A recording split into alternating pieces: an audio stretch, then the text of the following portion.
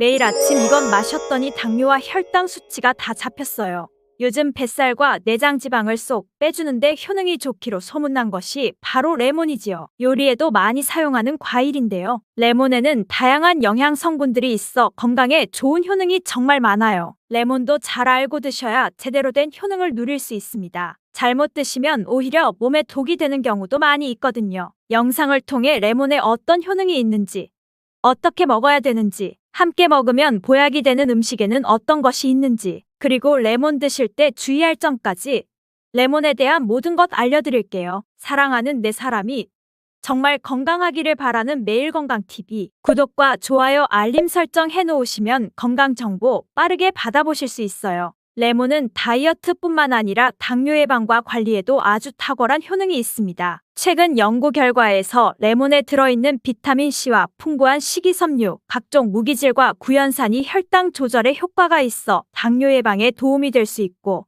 지방을 분해해주는 효능이 있어 다이어트에도 도움이 된다고 발표했습니다. 또한 레몬은 독소를 배출해주는 효능이 있어 우리 몸의 신진대사를 원활하게 해줍니다. 칼로리를 소모하는 데 도움이 되고 몸의 붓기를 빼주어 체중을 줄이는 데 도움이 될 수 있습니다. 레몬의 효능에 대해 자세히 알려드릴게요. 12주 동안 진행된 연구에서 고지방 식단과 레몬 껍질에 함유된 폴리페놀을 함께 섭취한 설치류는 고지방 식단만 섭취한 설치류보다 체중이 감소했다는 것을 발표했습니다. 또한 체질량 지수가 높은 한국 여성을 대상으로 한 실험에서 레몬 다이어트를 시행한 결과 그렇지 않은 사람들에 비해 체중과 허리둘레가 줄어들었을 뿐만 아니라 인슐린 저항성까지 좋아진 결과를 보고했습니다. 레몬 껍질에는 실험 결과를 통해 증명된 독소를 배출하는 효능과 변비를 해결하는 데에도 탁월한 효과가 있습니다. 레몬 껍질에는 비타민C뿐만 아니라 혈관 건강에 좋은 헤스페리딘과 골다공증 예방과 뼈 건강에 아주 중요한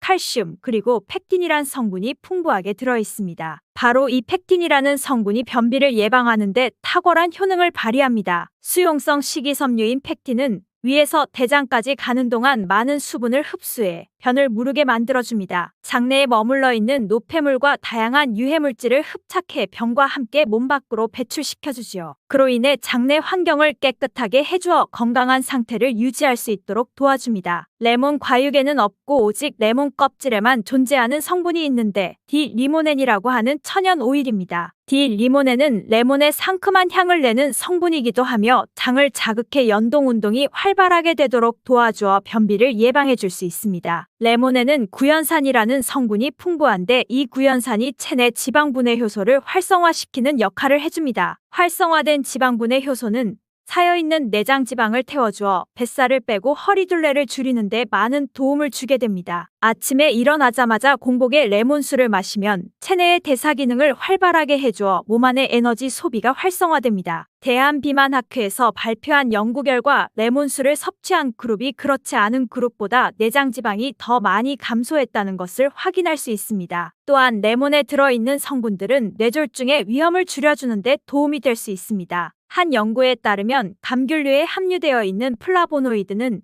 여성의 허혈성 뇌졸중 위험을 낮추는 데 도움이 될 수 있다고 발표했습니다. 허혈성 뇌졸중은 가장 흔한 유형의 뇌졸중인데 혈전 때문에 뇌로 가는 혈액의 흐름이 방해되면 발생할 수 있습니다. 플라보노이드가 함유된 음식을 장기간 섭취하면 심혈관 질환뿐만 아니라 각종 암을 예방하는 데 도움이 될 수 있다고 하는데요. 요즘 유행하는 레몬수를 만들어 드시면 꾸준하게 드실 수 있을 거예요. 레몬수 만드는 방법 알려드릴게요. 깨끗하게 씻은 레몬 1개와 물 1리터 준비해주세요. 레몬은 양 끝 부분은 쓴맛이 나기 때문에 잘라주시고 레몬의 씨는 제거해도 되고 그냥 두셔도 됩니다. 적당한 크기로 자른 레몬을 80도 정도의 뜨거운 물에 넣어줍니다. 레몬을 충분히 우려내주시면 레몬수 완성입니다. 물의 온도별로 레몬수의 항산화 능력이 어느 정도 차이가 나는지 실험을 한 결과 80도 이상의 뜨거운 물에서 가장 높은 항산화 효과가 나타났다는 발표가 있습니다. 레몬의 제대로 된 효능을 얻기 위해서는 레몬수를 만들 때 꼭 뜨거운 물로 레몬을 우려내 주시기 바랍니다. 레몬수는 실온에서 어느 정도 식힌 후 미지근해졌을 때 마시면 됩니다. 레몬의 산미가 너무 강해 드시기 어려운 분들은 물을 충분히 더 희석하여 드시다가 적응이 되면 물의 양을 줄이면 됩니다. 레몬은 암을 예방하는 데에도 탁월한 효능이 있는데요. 강력한 항산화 작용을 하는 비타민C가 풍부하기 때문입니다. 항산화 작용으로 세포 손상을 방지하고 암세포를 억제하는 데 강력한 효능이 있습니다. 또한 레몬은 피부 미용에 좋은데요. 피부색을 건강하게 해주는 데 탁월한 효능이 있습니다. 비타민C는 콜라겐을 형성하는 데 중요한 역할을 해주고 피부를 환하게 해주고 잡티를 제거해주는 효능이 훌륭합니다. 레몬의 효능 가운데 놀라운 것 하나는 당뇨를 예방하고 개선하는 데 탁월하다는 것입니다. 레몬에는 헤스페리딘이라는 플라보노이드 성분이 들어있습니다. 이 헤스페리딘은 인슐린 감수성을 높이는 데 도움을 주는데요. 인슐린 감수성이 좋아야지만 혈당이 잘 조절되는데요. 당뇨가 발병하면 이 감수성이 떨어지면서 인슐린 저항성이 생기게 됩니다. 헤스페리딘이 인슐린 저항성을 개선하는 데 많은 도움을 주게 됩니다. 또한 레몬에는 많은 양의 항산화 물질들이 들어있습니다. 비타민 C뿐 아니라 폴리페놀,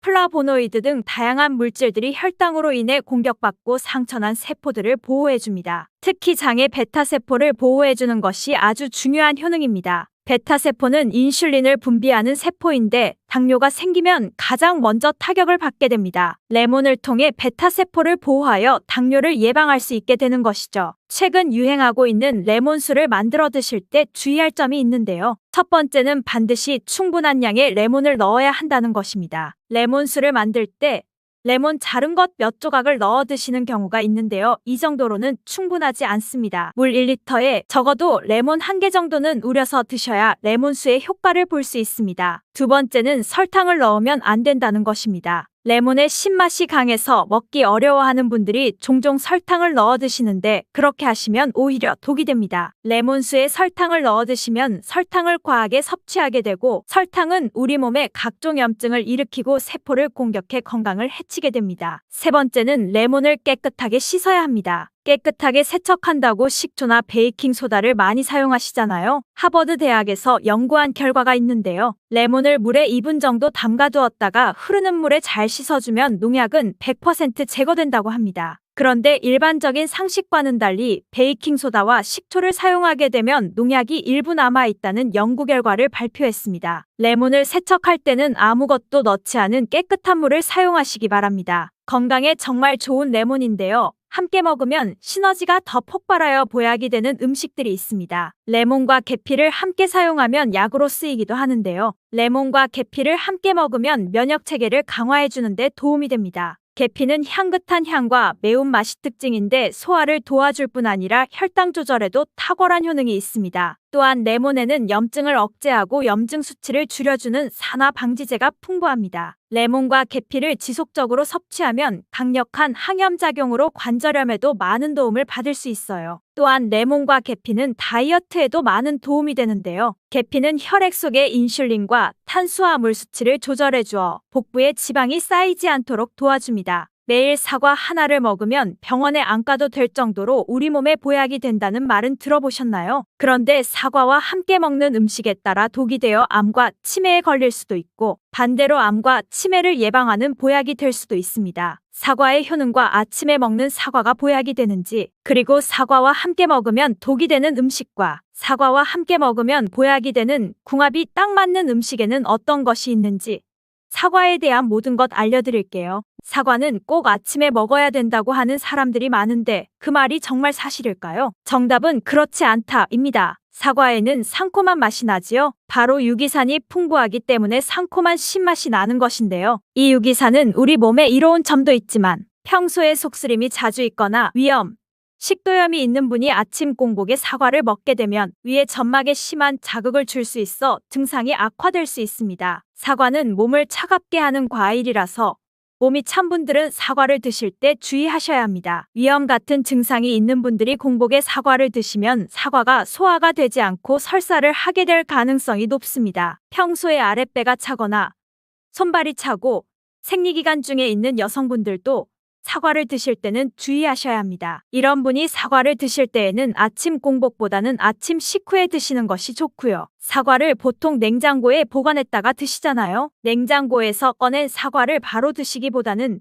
미리 꺼내 사과의 온도를 실온으로 맞춰서 드시는 것이 좋습니다. 또는 사과를 익혀 드셔도 되는데요. 팬에 구워 드셔도 되고 전자레인지에 돌려서 익혀 드셔도 됩니다. 그렇다면 왜 아침에 먹는 사과가 보약이라고 했을까요? 건강하신 분들은 사과를 아침에 공복에 드시면 더욱 좋은데요. 사과에는 펙틴이라는 식이섬유가 풍부해 장운동을 활발하게 하고 장내 노폐물을 배출하는 데 도움을 주어 하루를 건강하게 시작할 수 있습니다. 한 가지 꼭 기억하셔야 할 점은 사과를 껍질째 드셔야 한다는 것입니다. 실제 연구에서 사과의 껍질에는 안토시아닌, 퀘르세틴, 에피카테킨 같은 폴리페놀 성분이 사과 과육보다 껍질에 훨씬 더 많이 함유된 것이 밝혀졌습니다. 껍질을 버리고 먹게 되면 사과의 좋은 영양소는 극히 일부만 먹게 되는 거예요. 사과에는 펙틴 말고도 정말 많은 영양소가 있는데요. 사과에는 어떤 효능이 있는지 바로 알아보겠습니다. 사과는 장을 건강하게 해줍니다. 요즘 프리바이오틱스 영양제를 많이 사드시고 계시죠? 사과가 바로 천연 프리바이오틱스로서 장내 환경을 유익균이 많아지도록 만들어줍니다. 장내에 좋은 균이 많이 생기게 되면 장의 환경이 좋아지는 것인데요. 그렇게 되면 단맛,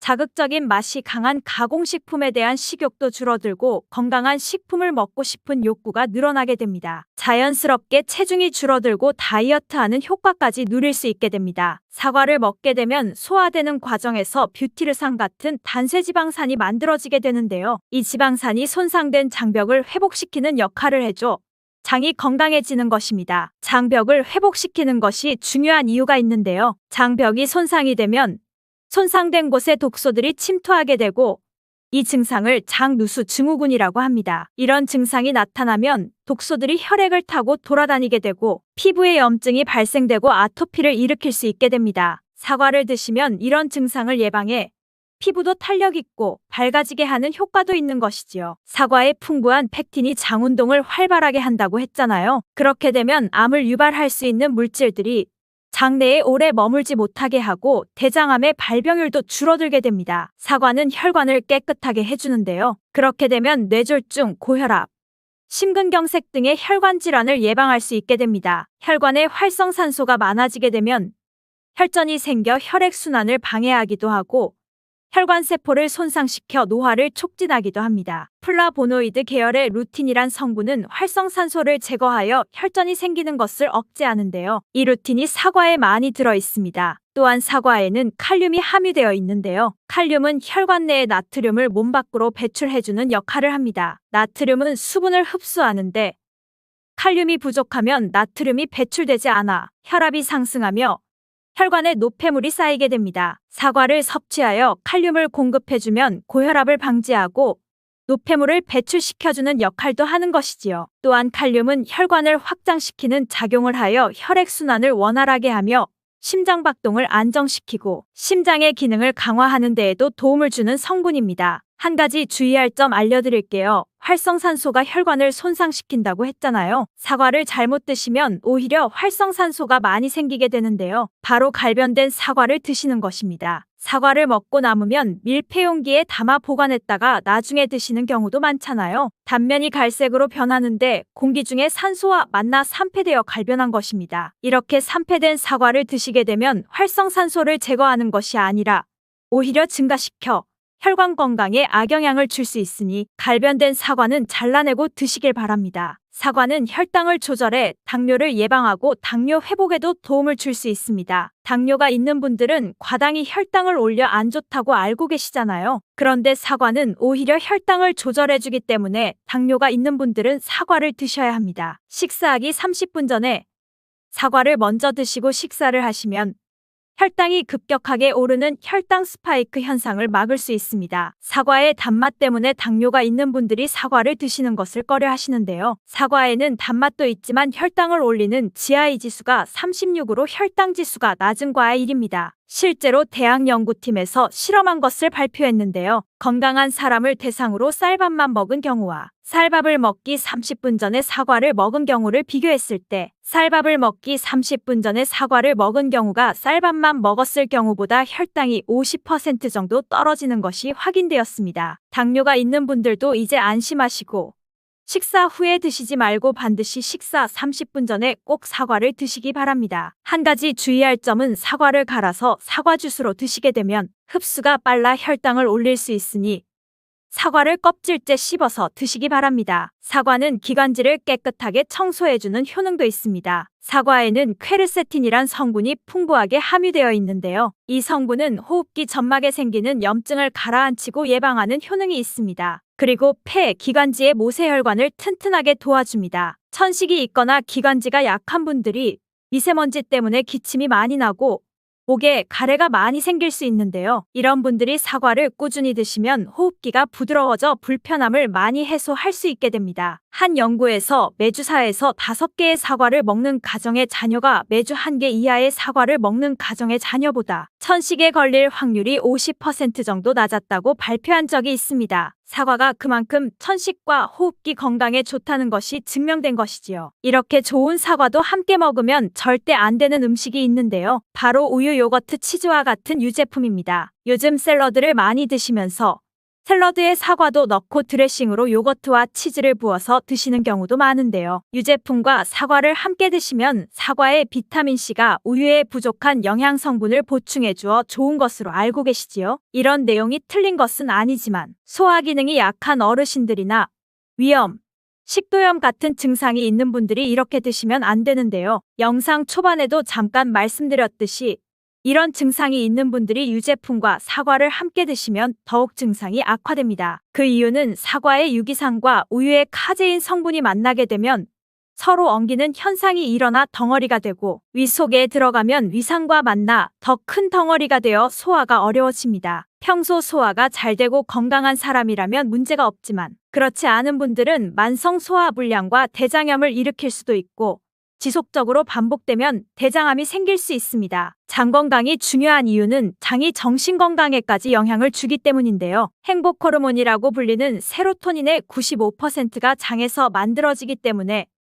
장이 건강해야 행복감이 올라갈 수 있기 때문입니다. 그리고 절대 드시면 안 되는 것이 바로 사과씨입니다. 사과 주스 만들어 드실 때 씨까지 갈아서 함께 드시는 경우도 종종 있는데요. 사과씨에는 아미그달린이라는 성분이 함유되어 있습니다. 이 성분은 독성을 가지고 있는데요. 이 아미그달린이 소화효소와 만나면 시아나수소로 분해가 됩니다. 시아나수소는 인체에 유해한 독성이 강한데요. 섭취하게 되면 두통, 어지러움, 구토, 복통 등의 증상이 나타날 수 있고 심한 경우에는 심장박동에도 영향을 주며 호흡곤란, 혼수 상태 등의 심각한 증상이 나타날 수도 있습니다. 건강한 성인은 사과 한 개에 들어있는 씨의 양에는 큰 영향이 없을 수 있지만 독성에 약한 나이가 많으신 어르신이나 어린아이들은 민감하게 반응할 수 있으니 주의하셔야 합니다. 사과는 유독 보여지는 것이 중요한 과일인데요. 흠집이 있거나 색상이 좋지 않으면 상품성이 떨어지는 것이 사실이지요. 그런데 오히려 윤기가 있거나 색상이 너무 짙은 사과는 피하는 것이 좋겠습니다. 간혹 유동 파라핀이라는 식품 첨가물을 사용해 코팅 처리한 사과일 수 있는데요. 이 유동 파라핀을 섭취하게 되면 복통과 설사를 일으킬 수 있고 지용성 비타민의 흡수를 감소시킨다고 알려져 있습니다. 요즘엔 이런 일이 거의 없긴 하지만 혹시나 사과가 너무 윤기가 흐르거나 약간의 끈적임이 있다면 드시기 전에 깨끗하게 세척하고 드시거나 껍질을 벗기고 드시는 것이 안전하겠습니다. 사과와 함께 드시면 보약이 되는 음식도 있는데요. 바로 비트와 당근입니다. 건강음료로 유명한 ABC 주스를 아시나요? 바로 사과, 비트, 당근 세 가지를 갈아서 만든 주스입니다. 사과, 비트, 당근을 함께 드시게 되면 영양소의 흡수율이 증가하고 서로의 영양소를 보완해 주어 더욱 건강하게 드실 수 있습니다. 또한 식이섬유가 폭발적으로 증가하여 장운동을 촉진하고 변비 예방에 탁월합니다. 사과, 당근, 비트 모두 강력한 항산화 물질이 풍부하여 체내 활성산소를 제거하고 세포의 노화를 방지하며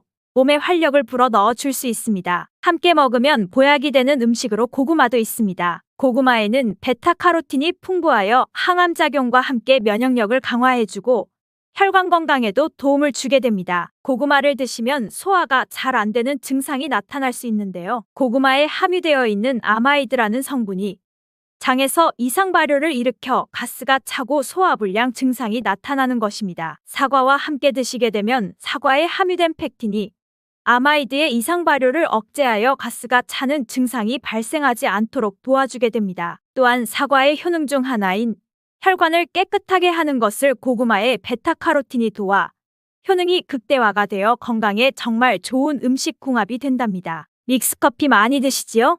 매일 마시는 믹스커피를 이렇게 먹게 되면 좋아하는 음식을 먹으면서 기억력도 좋아지고 뇌졸중도 예방할 수 있어요. 여러분은 믹스커피를 얼마나 자주 마시고 계신가요? 저는 하루에 2잔에서 3잔 정도는 마시게 되더라고요. 사람이 물 다음으로 가장 많이 마시는 음료가 바로 커피라고 합니다. 시장 조사기관 유로모니터에 따르면 2023년 국내 1인당 연간 커피 소비량은 405잔에 달하는 것으로 나타났습니다. 이는 전 세계 평균치인 105잔보다 3배 가까이 많을 뿐만 아니라 미국의 커피 소비량 318잔보다도 높은 수준입니다. 정말 커피를 사랑하는 국민이라 할 수 있겠지요. 전 국민이 사랑하는 믹스커피이지만 일부에서는 건강에 나쁘니 먹지 마라. 다른 한쪽에서는 오히려 건강에 좋으니 걱정 말고 먹으라고 하지요. 결론부터 말씀드리면 어떻게 먹는지에 따라 믹스커피는 건강에 도움이 될 수도 있고 안 될 수도 있습니다. 그래서 잘 알고 먹어야 합니다. 믹스커피의 효능은 무엇이고 어떻게 마시면 건강하게 커피를 즐길 수 있는지, 그리고 믹스커피와 같이 먹으면 정말 좋은 식품까지 알아보겠습니다. 당신이 매일매일 건강하기를 바라는 매일건강TV. 구독과 좋아요 눌러주시고 알림 설정 해놓으시면 건강정보 빠르게 받아보실 수 있어요. 하루 한 잔에서 2잔 정도의 믹스커피는 건강에 도움이 된다고 해요. 믹스커피에 들어있는 프림이 건강에 좋지 않다는 인식이 꽤 많아요.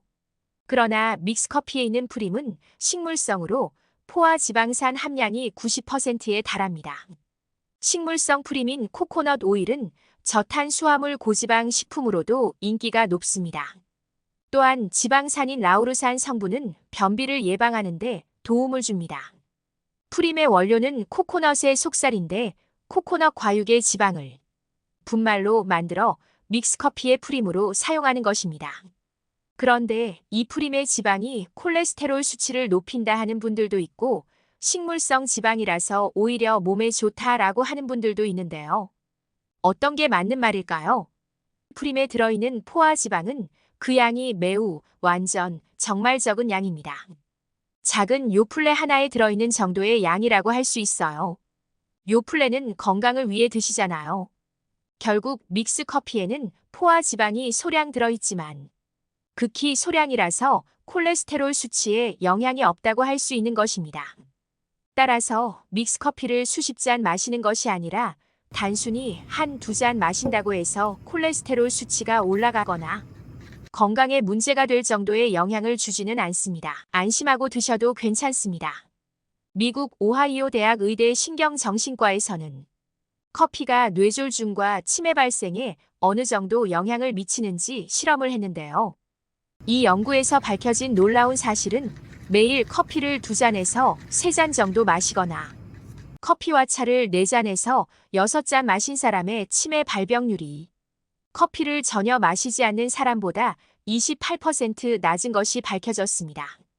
뇌졸중 위험은 32% 낮았습니다. 이 연구를 통해 뇌졸중, 치매, 알츠하이머, 파킨스과의 상관성이 확인되었고 카페인의 뇌각성 효과가 치매나 뇌졸중 발생 위험을 줄이는데 긍정적으로 작용할 수 있다고 추정했습니다.